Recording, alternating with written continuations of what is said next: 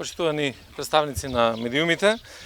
Денеска сме во Центарот за обука на полициски службеници во Идризово, каде што во текот на процесот на селекцијата на кандидати за 12-месечната основна обука за полициски службеници во генерацијата 2023-2024, а за кој Министерството за внатрешни работи има распишано јавен оглас за прием на 600 извршители на работно место полицајец за работа во МВР, објавен на 10.8.23 година.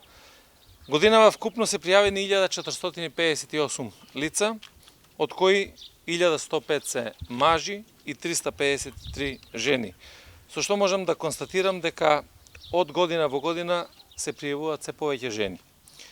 Селекцијата на кандидати започна на 27 септември со утврдување на исполнетоста на посебните услови, како што се потребната телесна тежина, висина и проверка на моторничките способности.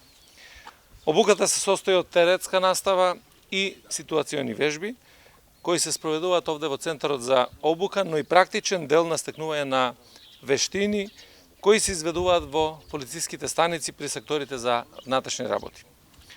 Моделот на полициската едукација, кој го спроведуваме, е заснован на годишната наставна програма, во која се офатени активности и задачи низ 3 модули на стекнување нови знаења и нови вештини од областа на полициското работење.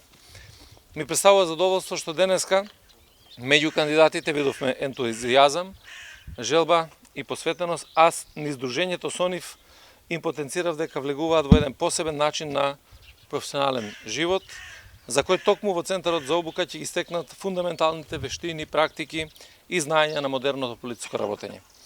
Тука би ја споменал и исклучително важната реформа која што ја спроведовме, а со која го променивме и концептот на вработување на полициските службеници преку измените на Законот за внатрешни работи и Законот за полиција од март 2022 година, согласно новиот колективен договор со Македонскиот полициски синдикат.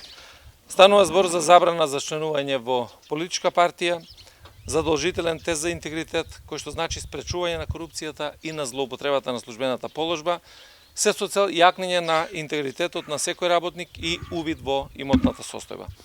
Полициските службеници се на браникот на државата и на граѓаните и веќе не може да стане збор за исполнување на нечии туѓи интереси, а ресурсите на МВР не може да се користат за било какви други цели, дали се тоа партиски, политички или било какви други. Со тоа можам да кажам дека ја постигнавме целта што ја поставивме во 2017 година за конечна департизација, професионализација и декриминализација на македонската полиција.